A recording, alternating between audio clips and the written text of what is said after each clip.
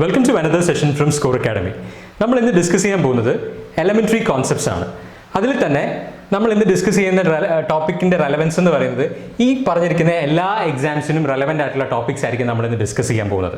അപ്പോൾ സ്ഥിരം നമ്മൾ തുടങ്ങുന്ന പോലെ നമുക്ക് കുറച്ച് ക്വസ്റ്റ്യൻസ് ഇന്ന് സ്റ്റാർട്ട് ചെയ്യാം. അപ്പോൾ ഈ ക്വസ്റ്റ്യൻസ് എന്ന് പറയുന്നത് ചില എക്സാംസിന് ചോദിച്ചതാണ്.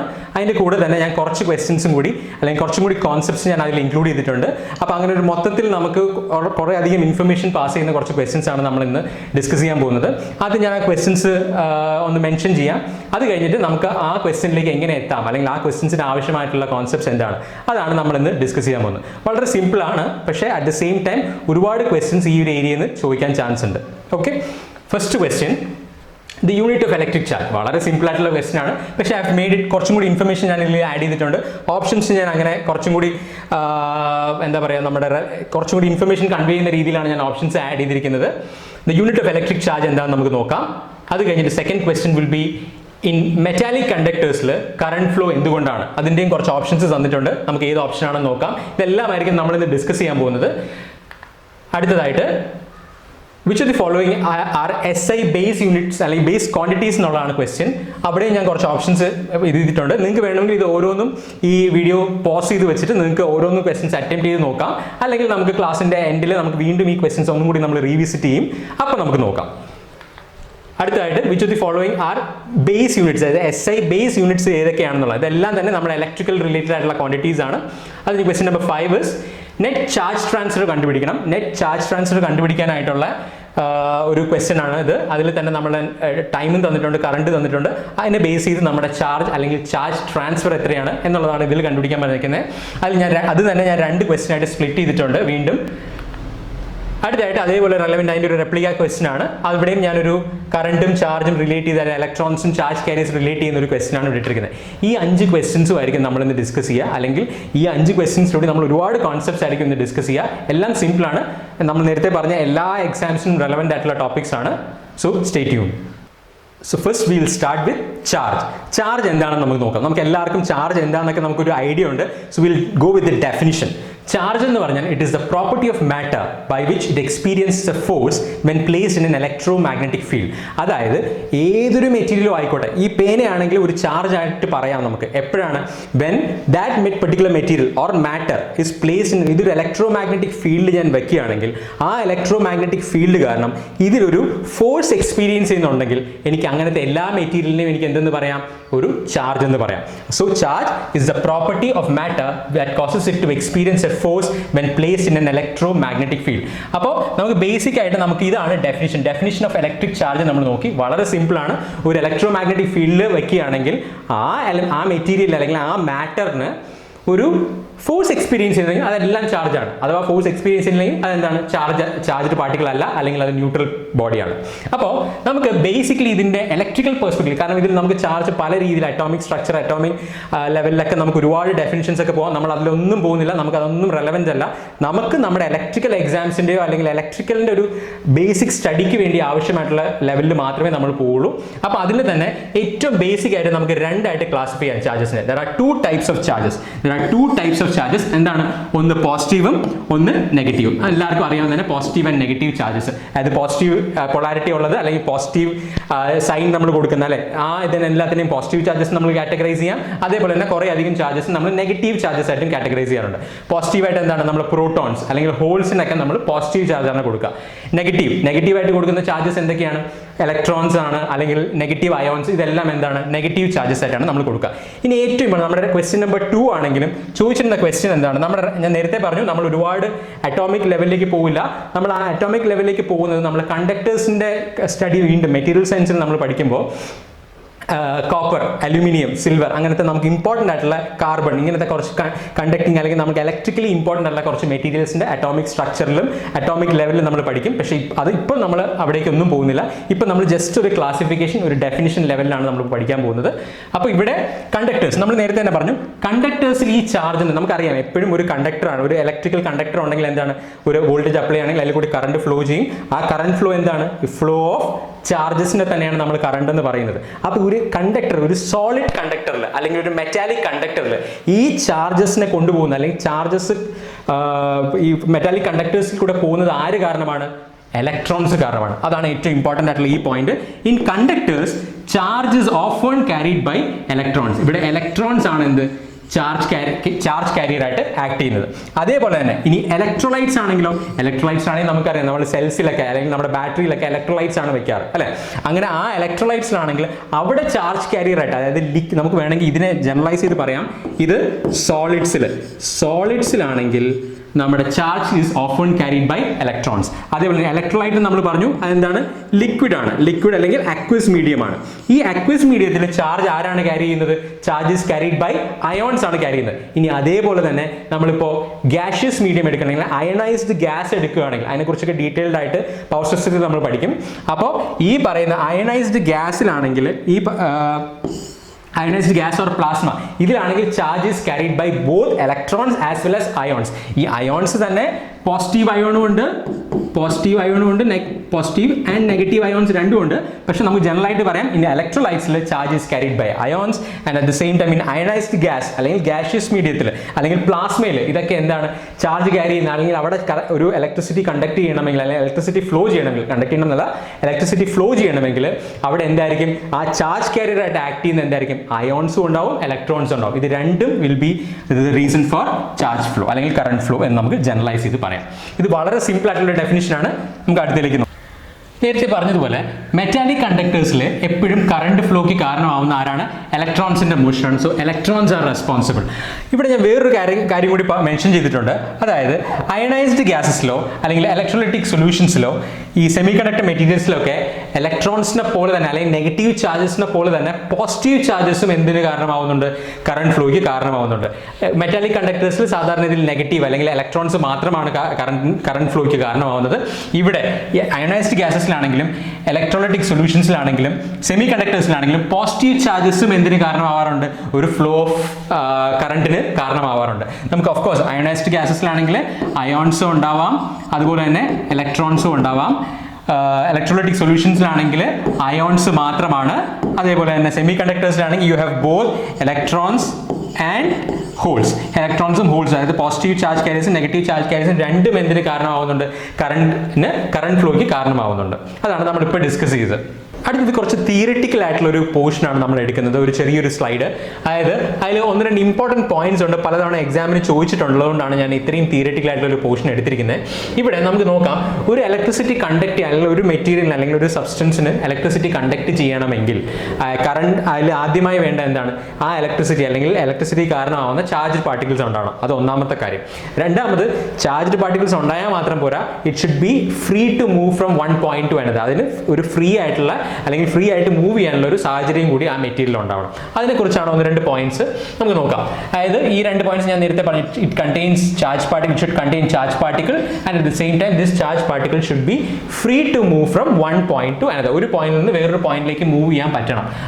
അങ്ങനെയുള്ള സബ്സ്റ്റൻസിന് മാത്രമേ എന്ത് ചെയ്യാൻ പറ്റുള്ളൂ, ഇലക്ട്രിസിറ്റി കണ്ടക്ട് ചെയ്യാൻ പറ്റുള്ളൂ. അത് നമ്മൾ വളരെയധികം സിമ്പിൾ ആയിട്ട് പറഞ്ഞു. ഇനി ഒരു ഇലക്ട്രോലൈറ്റിനെ സംബന്ധിച്ചിടത്തോളം നമ്മൾ നേരത്തെ പറഞ്ഞു, ഒരു ഇലക്ട്രോലൈറ്റിനെ സംബന്ധിച്ചിടത്തോളം എന്താണുള്ളത്, പോസിറ്റീവ് അയോൺസും ഉണ്ടാവും നെഗറ്റീവ് അയോൺസും ഉണ്ടാവും. ഈ അയോൺസ് ഇപ്പോൾ ഒരു എക്സാമ്പിൾ, ഇലക്ട്രോലൈറ്റിന്റെ ഏറ്റവും സിമ്പിൾ ആയിട്ടുള്ള എക്സാമ്പിൾ എന്താണ്, NaCl, നമ്മുടെ സോഡിയം ക്ലോറൈഡ് അല്ലെങ്കിൽ ഉപ്പ്.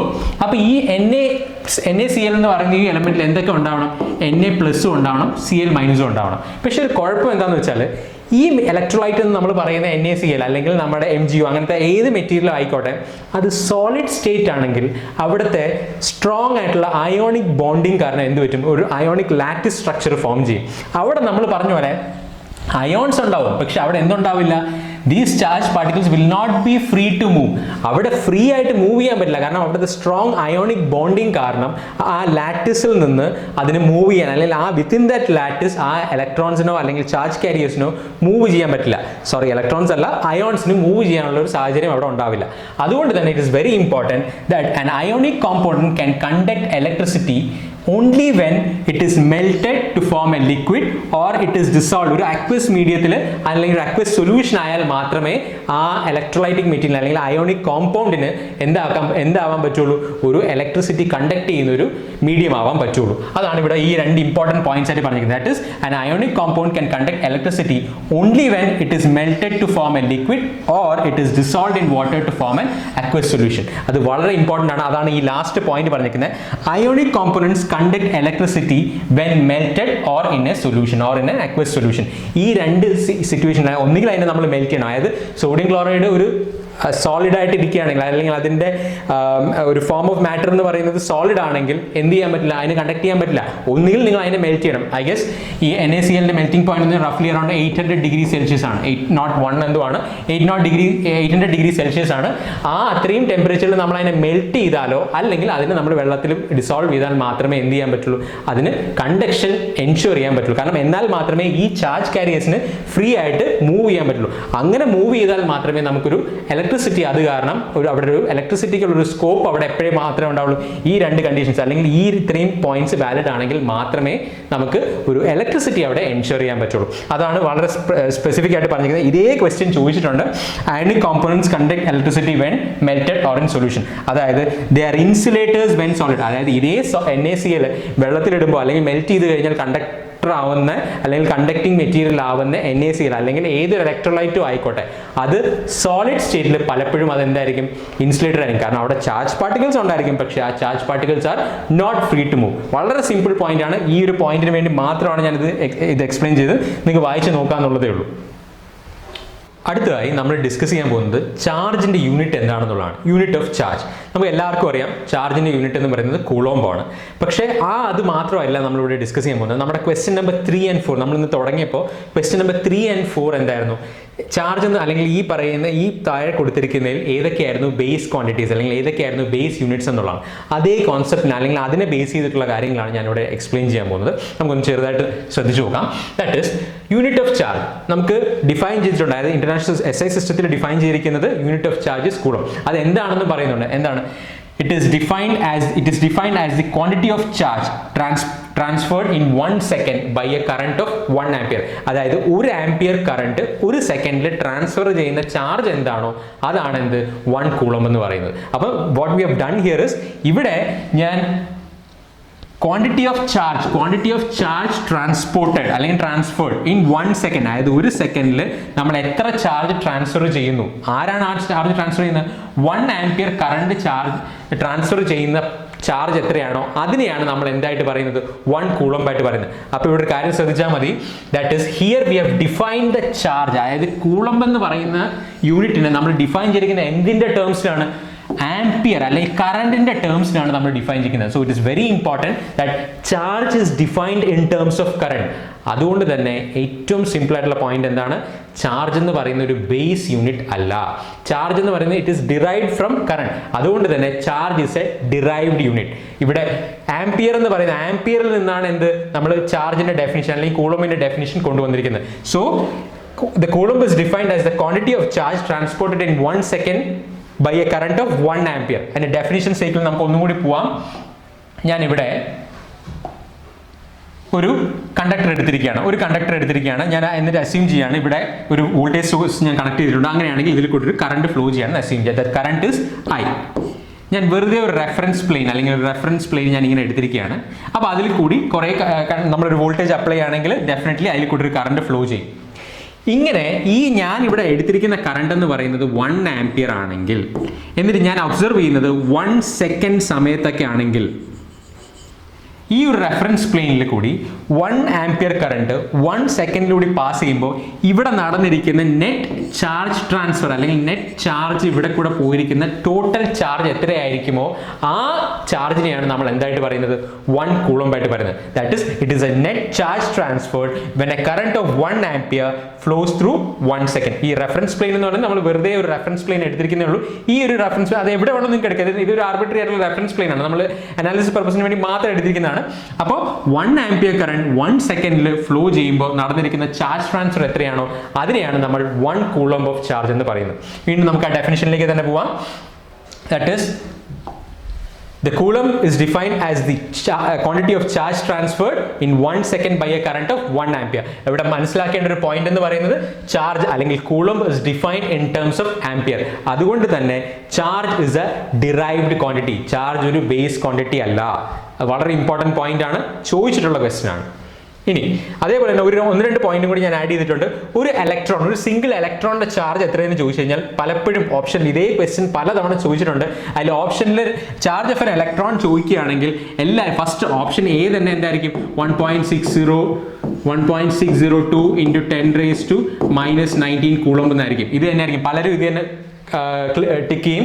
അത് തെറ്റ് ആൻസർ ആണ്. ആ ചാർജ് ഓഫ് 1 ഇലക്ട്രോൺ എന്ന് പറയുന്നത്, ഒരു സിംഗിൾ ഇലക്ട്രോണിന്റെ ചാർജ് എന്ന് പറയുന്നത് -1.602 into 10⁻⁻19 കൂളംബാണ്. അത് മാറിപ്പോരുത്. ഒരു പ്രോട്ടോണിന്റെ ചാർജ് ആണ് എന്ത്? +1.602 into 10⁻⁻19 കൂളംബ് എന്ന് പറയുന്നത് ഒരു പ്രോട്ടോണിന്റെ ചാർജ് ആണ്. വളരെ സിമ്പിൾ പോയിന്റ് ആണ്. ഇത് തെറ്റിക്കുന്നത് ഞാൻ ഒരുപാട് കണ്ടിട്ടുണ്ട് പിള്ളേരെ. അപ്പൊ അതുകൊണ്ട് ദയവ് ചെയ്ത് ഇത് ആലോചിക്കുക. ഒരു ഇലക്ട്രോണിന്റെ ചാർജ് എന്ന് പറയുന്നത് ഇറ്റ് ഇസ് -1.602 into 10⁻⁻19 കൂളംബാണ്. ഓർത്തിരിക്കുക. അടുത്തത് നമ്മൾ ഡിഫൈൻ ചെയ്യുന്നത് എലമെന്ററി ചാർജ് ഇയെ കുറിച്ചാണ്. അതായത് ഒരു ഫിസിക്കൽ കോൺസ്റ്റന്റ് ആണ്. അതെന്താണെന്ന് നമുക്ക് ഡീറ്റെയിൽ ആയിട്ട് നോക്കാം. അതിൽ എലമെന്ററി ചാർജിന്റെ ഡെഫിനിഷൻ വെച്ച് നോക്കുകയാണെങ്കിൽ it is very simple. It is a charge possessed by a single proton. ഒരു സിംഗിൾ പ്രോട്ടോണിന്റെ ചാർജ് ആണ് എന്ത്? ഒരു എലമെന്ററി ചാർജ് എന്ന് പറഞ്ഞാൽ ഉദ്ദേശിക്കുന്നത്. സോ എലമെന്ററി ചാർജ് എന്ന് പറഞ്ഞു കഴിഞ്ഞാൽ it is a charge possessed by or charge carried by a single proton. അത് തന്നെ നമുക്ക് പറയാം 1e എന്ന് പറഞ്ഞാൽ എത്രയാണ്?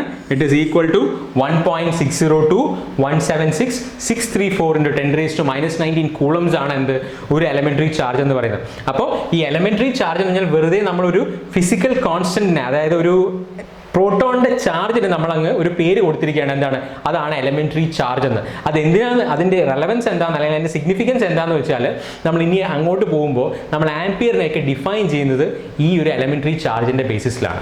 അപ്പോൾ അവിടെ നമുക്ക് കഴിഞ്ഞൊരു 2019 May 20 തൊട്ട് നമ്മളുടെ പല SI യൂണിറ്റ്സിന്റെയും റീഡെഫിനിഷൻ നടന്നിട്ടുണ്ട്. അതായത് പഴയ മെക്കാനിക്കൽ അല്ലെങ്കിൽ അൺസർട്ടൺ ആയിട്ടുള്ള കുറേ പാരാമീറ്റേഴ്സ് മാറ്റി ഫിസിക്കൽ കോൺസ്റ്റൻസിനെ ബേസ് ചെയ്തിട്ട്, അല്ലെങ്കിൽ യൂണിവേഴ്സൽ കോൺസ്റ്റൻസിനെ ബേസ് ചെയ്തിട്ട് നമ്മൾക്ക് ഒരു പുതിയ സെറ്റ് ഓഫ് ഡെഫിനിഷൻസ് കൊണ്ടുവന്നിട്ടുണ്ട്. അതിലാണ് നമ്മുടെ ആംപിയറിന്റെ ഡെഫിനിഷനും മാറിയിട്ടുണ്ട്. അതൊക്കെയാണ് നമ്മൾ ഇനി അടുത്ത് നോക്കാൻ പോകുന്നത്. അപ്പോൾ ആ ഡെഫിനിഷനൊക്കെ അറിയണമെങ്കിൽ നമ്മൾ അറിഞ്ഞിരിക്കേണ്ട ഒരു ഇമ്പോർട്ടൻറ്റ് കാര്യം എന്ന് പറയുന്നത് എലമെന്ററി ചാർജ് ഇ എന്താണെന്നുള്ളതാണ്. സോ എലമെന്ററി ചാർജ് ഇ എന്ന് പറഞ്ഞാൽ it is a charge of a single proton. ഒരു പ്രോട്ടോണിന്റെ ചാർജിനെയാണ് നമ്മൾ എന്തെന്ന് പറയുന്നത്? എലമെന്ററി ചാർജ് ഇ എന്ന് പറയുന്നത്. ഇത് എന്തിനാ ഇപ്പം നമ്മൾ ഡിസ്കസ് ചെയ്തെന്ന് വെച്ചാൽ ഈ എലമെന്ററി ചാർജിനെ ബേസ് ചെയ്തിട്ടായിരിക്കും, അല്ലെങ്കിൽ ആ എലമെന്ററി ചാർജിന്റെ ടേംസിലായിരിക്കും നമ്മൾ എന്ത് ചെയ്യാൻ പോകുന്നത്? ഇനി അങ്ങോട്ട് ആംപിയറിനെയും ബാക്കിയുള്ള പാരാമീറ്റേഴ്സിനെയൊക്കെ ഡിഫൈൻ ചെയ്യാൻ പോകുന്നത്. Hope it is clear.